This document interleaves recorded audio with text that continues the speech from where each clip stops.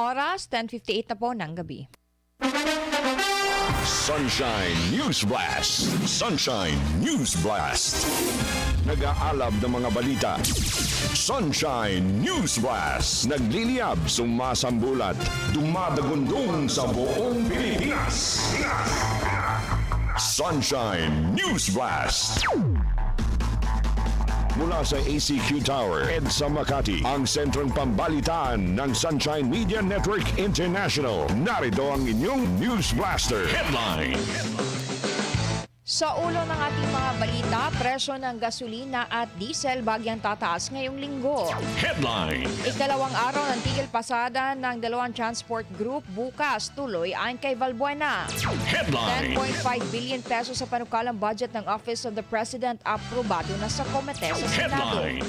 Atty. Panelo muling iminungkahi ang pagtakbo ni FPRRD sa Senado sa 2025. Headline. Mga Ukrainian KOJC missionary pinabulaanan ng isyu ng pang-aabuso, rape sa loob ng simbahan. Headline. Sa ating balitang abroad, Donald Trump hindi natatakbo sa susunod na eleksyon kung matatalo sa 2028 US presidential election sa Nobyembre. Headline. Sa ating balitang pampalakasan, Alfrancis Chua ng San Miguel Corp Sports makakatanggap ng award mula sa PBA Press Corps. Headline. At sa ating balitang showbiz, ama ni Billy Crawford pumanaw na. Headlines. Headlines News Blast. Sumasambulat sa buong Pilipinas. Sunshine News Blast. Magandang gabi mga kapartners. Narito na po mga balita ngayong gabi. Araw po ngayon ng Lunes, ika-23 sa buwan ng Setyembre sa taong 2024. Ako po inyong mga kasama, Carla Abiliana. Sumasambulat sa buong Pilipinas. Sunshine News Blast. Sa unang pasada ng ating balitaan, matapos ang sunod-sunod na oil price rollback nitong nagkaraang mga linggo, dagdag presyo naman ang aasahan ng ating mga motorista simula bukas Martes at Setyembre 24. Sa abiso ng Shell Pilipinas Sea Oil at Caltex, tataas ang piso at 10 sentimos ang presyo ng kada litro ng kanilang gasolina habang 20 sentimos ang dagdag sa presyo ng diesel. Wala namang paggalaw sa presyo ng kerosene ngayong linggo. May kaparehong dagdag presyo rin sa gasolina at diesel ang clean fuel at iba pang kumpanya ng langis. Epektibo ang naturang oil price adjustment bukas ang alas 6 ng umaga maliban sa clean fuel na alas 4:01 kaninang hapon. Sunshine News Blast. Nakapagtala ang Bulkang Taal ng tatlong maliliit na phreatic eruptions sa nakalipas sa 24 oras. Batay po yan sa monitoring Philippine Institute of Volcanology and Seismology of PBOX. Ang naturang mga pagputok ay tumagal ng 1 hanggang 3 minuto. Paliwanag ng PBOX na ang phreatic eruption ay ang steam-driven explosion na nangyayari kapag ang tubig sa ilalim ng lupa o sa surface ay umiinit bunsod ng magma lava, mainit na mga bato o bagong mga deposito mula sa bulkan. Subalit binigyang diin naman ng ahensya na tila malabo na magresulta ito sa magmatic eruption. Base sa background levels ng mga naitatalang pagyanig sa bulkan at na-detect na ground deformation. Samantala, nakapagtala din ng isang volcanic tremor sa bulkan na tumagal ng 10 minuto. Sa ngayon, nanatili pa rin ang Bulkang Taal sa Alert Level 1 o Low Level of Volcanic Unrest. Patuloy rin ang pagbibigay babala ng PBOX sa mga residente sa paligid ng Bulkang Taal na maging mapagmatyag at sundin ang mga alituntunin para sa kanilang seguridad. Sunshine News Blast. Sa ibang balita, ikalawang araw ng tigil-pasada ng dalawang transport group. Bukas, tuloy pa rin po yan. Ayon po yan kay Valbuena. Narito ang balita ni Valdemina Gracia.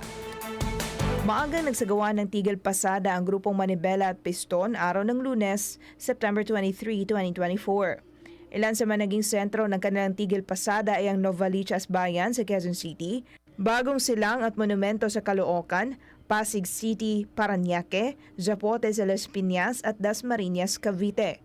Sa panayam ng SMNI News kay Manibela President Valbuena, tinatayang nasa 25,000 unit ng jeep ang nakiisa sa tigil-pasada sa Metro Manila.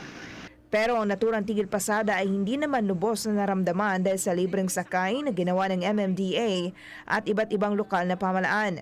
Maaga ring natapos ang tigil-pasada na nakatakda namang ipagpatuloy ngayong Martes, September 24. Sinabi naman ni Valbuena na pipilitan silang magsagawa ng transport strike dahil sa panggigipit sa kanila na makapamasada. At alam nyo, napakahirap kasi ng sitwasyon ng namin ngayon na hindi ho kami makabiyahin ng maayos dahil kaliwat kanan po ang panghuhuli sa amin ng mga LTO at ibang mga traffic enforcers dahil nga po inexpired na yung aming mga prangkisa at ayaw irehistro yung aming mga sasakyan. Kaya po ngayon nagsasagawa kami ng malawakang kilos protesta. Paglilinaw pa ni Valbuena, hindi sila tutol sa pagpapatupad ng PUV Modernization Program. Ang tinututulan lang nila ay ang pagbawi ng kanilang prangkisa sa consolidation at pagbili ng modern jeepney na nagkakalaga ng ₱1,000,000. Ani Valbuena, maraming tsuper at operator ang hindi kayang bumili ng bagong unit kahit pa may tulong ibinigay ang pamalaan. Kaugnay ito, inimok ni dating Chief Presidential Legal Counsel Atty. Salvador Panelo na tugunan ang problema ng mga tsuper upang hindi maapektuhan ang mga commuter. Sinabi na naman nila kung anong problema nila. Problema nila, hindi nila kaya magpalit. Wala silang pera, pautangin sila, bigyan sila ng panahon. Alam naman ng gobyerno yun, di tumugong kayo sa hinihingi nila. Wala namang mawawala sa inyo kaysa pinarurusahan nyo yung mga commuters at yung mga drivers. Umaasa naman ang manibela at piston na pakikinggan ng pamalaan ang kanilang hiling na maibalik ang kanilang prangkisa at muling makapamasada ng normal. Para sa Diyos at sa Pilipinas kong mahal, ako si Val Divina Gracia. SMNI News. Sunshine News Blast. Pagmumulta sa mga motorista sa tollways na walang RFID at sapat na load iniurong sa 2025. Si Kerslyn Catarong sa report.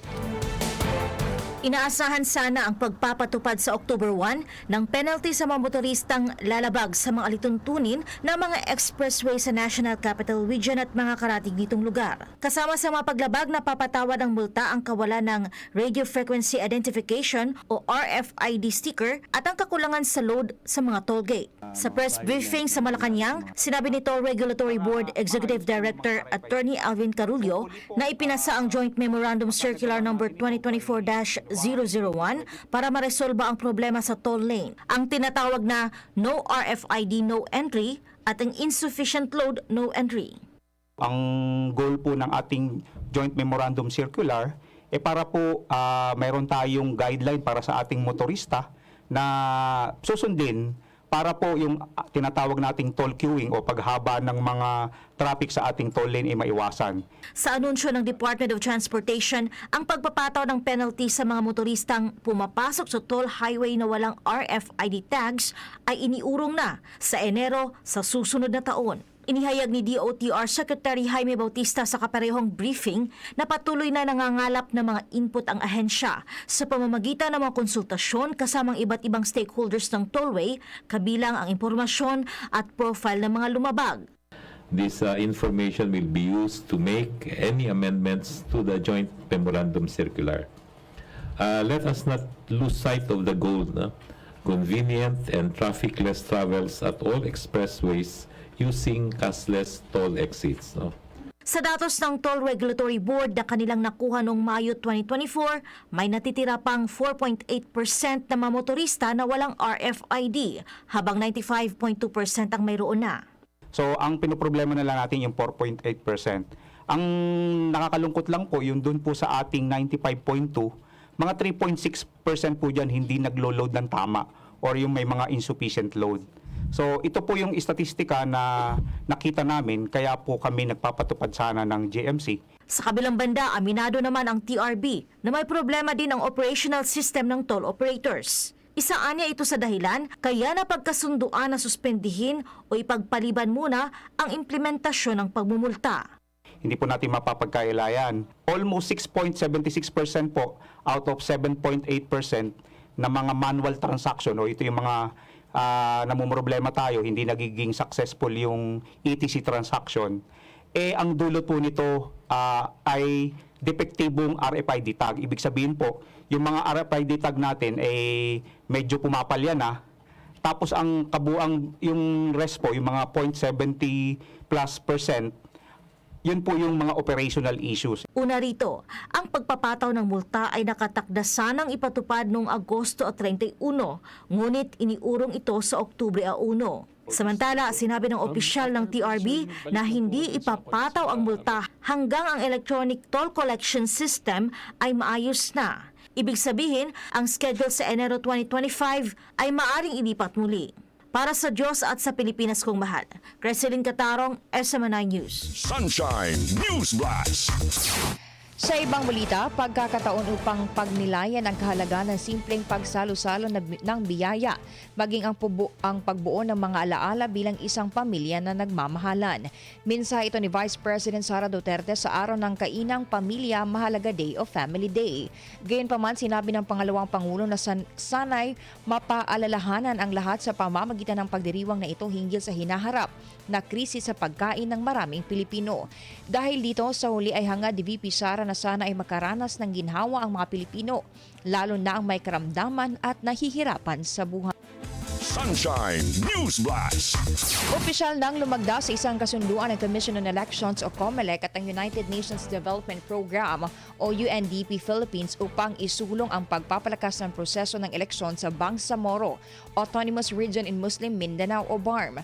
Pinangunahan na makawani mula sa COMELEC at UNDP ang ceremonial signing na ginanap noong nakaraang linggo. Sa seremonya, binigyang diin ni COMELEC Chairman George Garcia na mahalaga ang nasabing proyekto upang matiyak ang transparency at integridad ng halalan sa BARM, kasabay ng pagsulong na sa mas malawak na partisipasyon ng mga botante. Layunin ng proyekto na gawing mas makabago ang proseso ng pagboto sa gaganaping eleksyon na sa rehiyon at isulong ang digitalizations ng electoral process nito. Kasama rin sa programa ang mga aktibidad para sa voter education. Sa May 2025, ang kauna-unang pagkakataon na magkakaroon ng halalan ang BARM para punan ang 80 pwesto sa Bangsamoro Parliament kasabay ng midterm national elections. Sunshine News Blast. Sasaluin na ng Philippine Health Insurance Corporation ang halaga ng prescription eyeglasses, crutches, walkers at wheelchairs sa susunod na taon. Ibinahagi ito ni ACT CIS Party List Representative Erwin Tulfo upang maibsan kahit papaano ang mga problema ng mga senior citizens, PWDs at indigents. Sa panig ng PhilHealth, nakikipag-ugnayan na sila sa optical centers, drugstores at pharmaceutical centers hinggil dito. Sa kabilang banda, sakop rin ng PhilHealth benefit package ang hospitalization ng dengue at leptospirosis. Sa pahayag ng State Health Insurer, nasa 13,000 pesos at 16,000 pesos ang dengue fever at dengue hemorrhagic benefit package habang 14,300 pesos ang para sa leptospirosis. Available nila ang benefit package na ito buong taon basta't pumunta lang sa accredited PhilHealth facilities. Sunshine News Blast. Naglaan ang Department of Budget and Management at DBM ng kabuang 8.8 billion pesos para sa Grants in Aid program na ipinapatupad ng Department of Science and Technology. Paliwanag ni DBM Secretary Amena Pangandaman dito na isang gobyerno na maipagpatuloy ang implementasyon ng iba't ibang programa sa agham, teknolohiya at inobasyon. Layunin din ang nasabing programa na pagtibayin ang partisipasyon ng iba't ibang sektor ng teknolohiya, partikular sa research and development, promotion, technology transfer at utilization, human resources development, information dissemination, advocacy at linkages. Ang Harmonized National Research and Development Agenda 2022 to 2028 ay nagsisilbing komprehensibong framework para sa lahat ng inisyatibo sa agham, teknolohiya at inobasyon. Ipinahayag din ng DBM na inihanda ang naturang agenda sa pamamagitan ng konsultasyon ng gobyerno at private research and development institutions, akademya, industriya at iba pang kinauukulang ahensya. Target ng pamahalaan na gawin ang Pilipinas na regional hub para sa smart at sustainable manufacturing, inobasyon, creativity at sustainability. At para makamit ang layuning ito, pinaglaanan ang DOST ng 28.8 billion pesos na pondo sa ilalim ng panukalang for year 2025 national budget. Sunshine News Blast. Nasa 97.8% na ang nagparehistro para sa National ID Program. Ayon sa Philippine Statistics Authority o PSA, katumbas ito ng nasa 90 million 17,181 na kabuang mga Pinoy na registrants. Bagamat pinoproseso ang updated na bilang ng mga Pilipino, batay sa huling census ng 2020 ay nasa 109 million ang populasyon ng bansa. Target naman ng PSA na marehistro sa National ID System ang buong populasyon ng Pilipinas sa susunod na taon. Sunshine News Blast. Wala pang 10 minuto ay lusot na sa komite sa Senado ang pagdinig para sa 2025 proposed budget ng Office of the President. Ang panukalang budget ay nagkakahalaga ng 10.5 billion pesos. Mas mababa ito ng 1.88% kumpara sa 2024 budget na nasa 10.7 billion pesos. Ayon kay Executive Secretary Lucas Bersamin, sapat na ang nasabing pondo para sa foreign trips ng Pangulo at sa patuloy na pagpapatayo ng mga infrastruktura sa Malacanang Complex na naantala noong pandemya. Bilang bahagi ng tradisyon sa Senado at respeto sa Office of the President, ay agad nang sinang-ayunan ni Senadora Grace Poe ang motion ni Senator Jinggoy Estrada. Natapusin na agad ang pagdinig. Ang panukalang budget ng OP ay inaasahan na isasalang sa plenaryo sa Senado sa susunod na Nobyembre. Sunshine News Blast. Opisyal nang inanunsyo ni Senador Ronald Bato de la Rosa ang kanyang muling pagkandidato sa pagkasenador. Ito ay matapos siyang ipresenta ng Partido Demokratiko Pilipino PDP bilang official candidate para sa 2025 midterm elections. Ayon kay Senator Bato, patuloy niyang paglilingkuran ang mga Pilipino sa gitna ng kanyang dinadanas na political persecution. Matatandaan na ilang beses na inuugnay ang senador sa extrajudicial killing sa mga pagdinig sa Kamara. Bukod kay De La Rosa, kabilang rin sa tatakbo sa halalan sa ilalim ng PDP ay si Senador Christopher Bongo at ang dating artista na si Philip Salvador. Sunshine News Blast. Kaugnay pa rin sa nasabing balita, Attorney Panelo muling iminungkahi ang pagtakbo ni FPRRD sa Senado sa 2025. Narito ang balita ni Carlo de la Peña. Isang linggo bago ang pagpa-file ng Certificate of Candidacy para sa 2025 midterm election ay hindi na may kakaila na kahit saan kalumingon ay kapansin-pansin at ramdam na ng taong bayan ang mga tatakbo sa iba't ibang posisyon, mapasenado man o lokal na posisyon. At sa kabila ng kampanya ng ilang individual at grupo lalo na sa social media na naisimulat ang taong bayan sa mga politikong hindi na dapat iboto, ay isa masaklap pa rin katotohanan na marami pa rin nahahalal sa mga ito. Pero considering na majority pa rin ay uneducated na mga botante, marami pa rin lalabas sa kanila. Labanan ng pera yan, labanan ng... Kaya they will maintain that kind of uneducated electorate para manatili sa kapangyarihan. Samantala, iminungkahi naman ni dating Chief Presidential Legal Counsel Attorney Salvador Panelo na tumakbo si dating Pangulong Rodrigo Duterte ngayong 2025 midterm elections. Sabi ko, tumakbo kang senador. Kasi una-una, iba na yung may posisyon ka. Ngayon, wala kang posisyon, inaapi ka eh. Pag senador ka, hindi ka nila maaapi ng ganon. Pangalawa, since inilulunsad ko nga yung 2020 Duterte, yung pagtumakbo kang midterm, doon makikita kung malakas ka pa sa tao. Kung mag top 3 ka, tuloy mo ang Vice President bid. Pero kung mga number 8, 9, 10, 11 ka, huwag ka na tumakbo. Kasi ibig sabihin humina ka. Kaya magandang barometro yan. Para naman aniya masiguradong makapasok ang mga ini-endorsong kandidato ng dating Pangulo. At sabi ko, patakboy mo lang sa PDP laban, ikaw, si Bato, at saka si Bongo. Sigurado panalo kayo.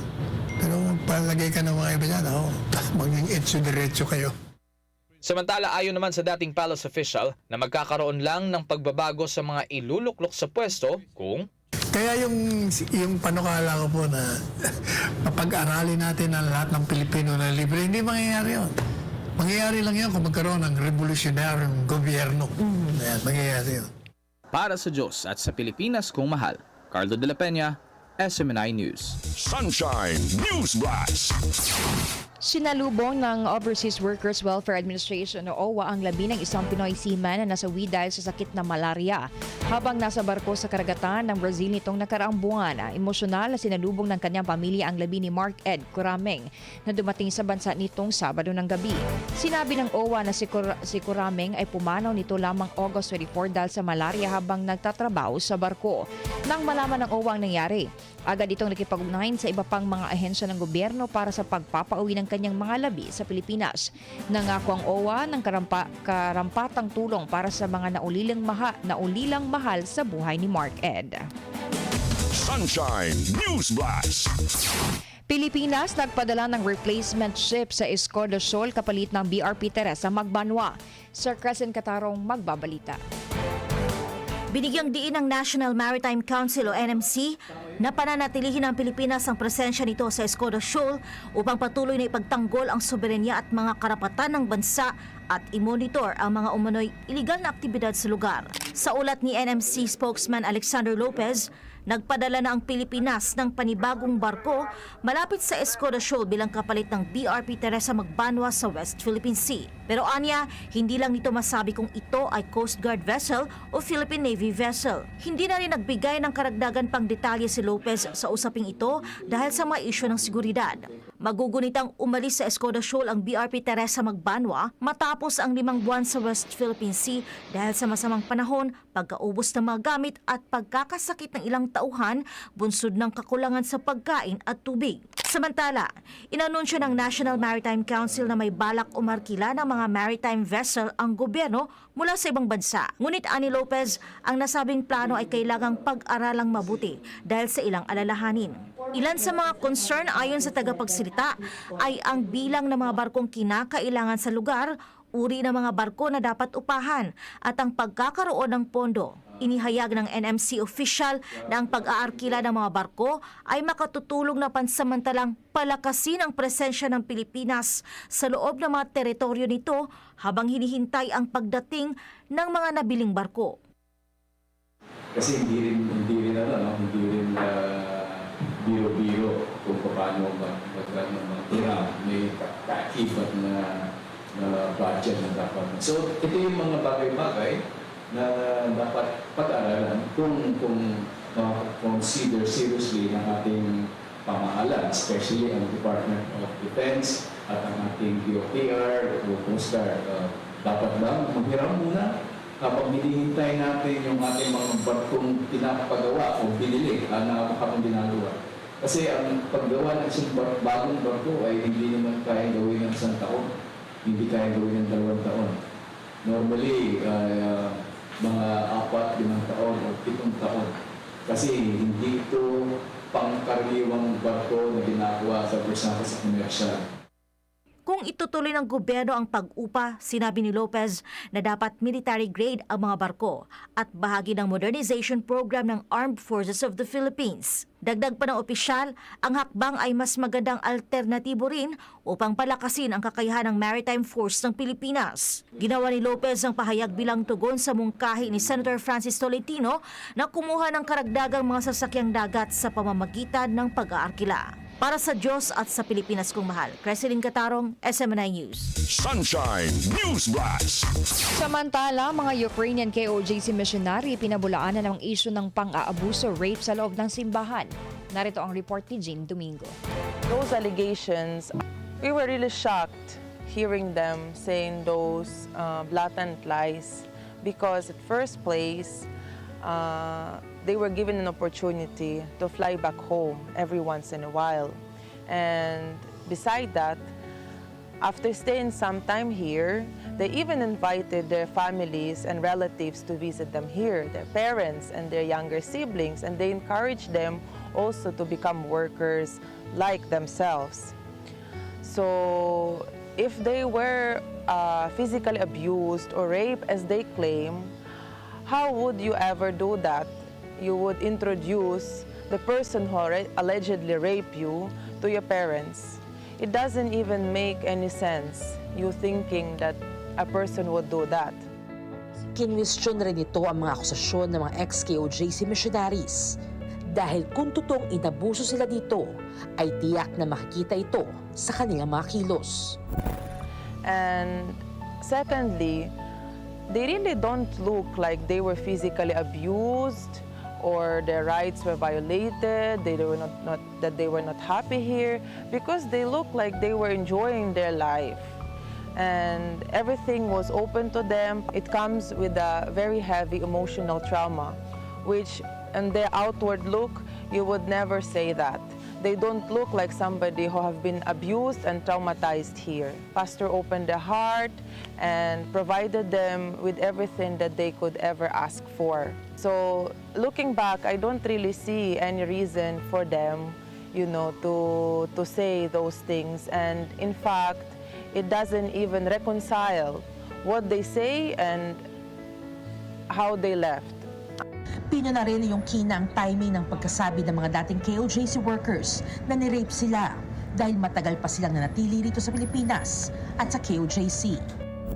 Another thing is, I cannot really reconcile their statements because if ever you were raped, why would it take you 8 years of staying in the ministry before you would even start talking about it? If that allegedly happened back in 2013, why that only in 2018 they left the ministry? If that was the reason why they left the ministry, as they claim, and why would those allegations only come out in 2023? So you can't really reconcile that. If you were raped, you would not like to stay in the ministry a minute longer. To pastor my kids. Dagdag na mga ito na malapit rin ang kanilang mga anak kay Pastor Apollo at maging ang ibang mga bata sa loob ng compound. Also, I cannot believe in this because if we so close to pastor, my kids really too close to pastor, and many kids here in Central very close to pastor, and never ever one even kid talk about this abuse. Not only the physical things, but especially it's love, because you cannot lie to the kids. If kids is feeling something bad, they will not go. They will not. But my kids, not only everybody who is living here, everybody who pastor, every kids who like pastor taking care. When they meet him, they hug him, they very love him. That's why. If you want really know who is pastor, you can ask kids, and they will answer, because kids really cannot lie. They will really tell them. That's why I'm like mother. I know that it's true love. It's not physical abuse. It's not rape. Dagdag rin ng isang nanay na kahit ang anak nito ay membro rin ng pastoral department at kung may nakita o narinig itong makakasama sa kanyang mga anak ay lalayo sila ora mismo. Ngunit ipinunto nito na walang kahit anong pang-aabuso ang nangyari at nangyayari sa KOJC. Even my eldest daughter, he's in pastoral ministry. I'm as mother. If I really see something bad, if I see something not properly things about my kids, I'm not allowed them stay there. I did not. I get them and right away go back go back to Ukraine or some another country, because it's really not good to the kids. But for me, for my kids, it's best life.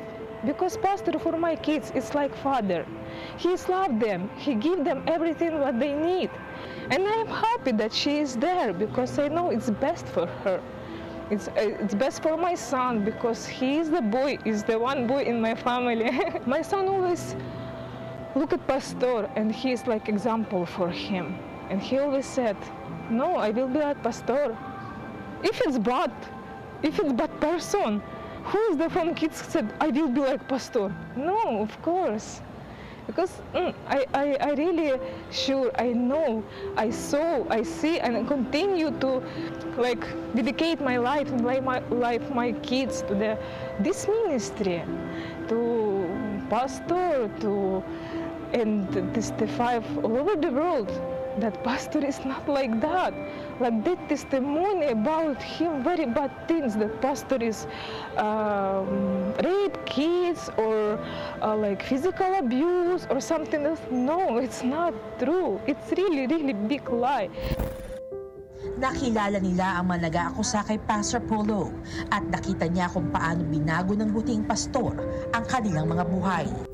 I was once together with them, and I'm a living witness of how pastor has changed and transformed their lives. And those allegations are nothing but a blatant lies. Nagpaabot naman ng kanyang pasasalamat ang mga Ukrainian KOJC missionaries kay Pastor Polo sa kanyang pagmamahal hindi lamang sa kanila, kundi para sa lahat at sa patuloy na paggabay nito sa bansang kaharian.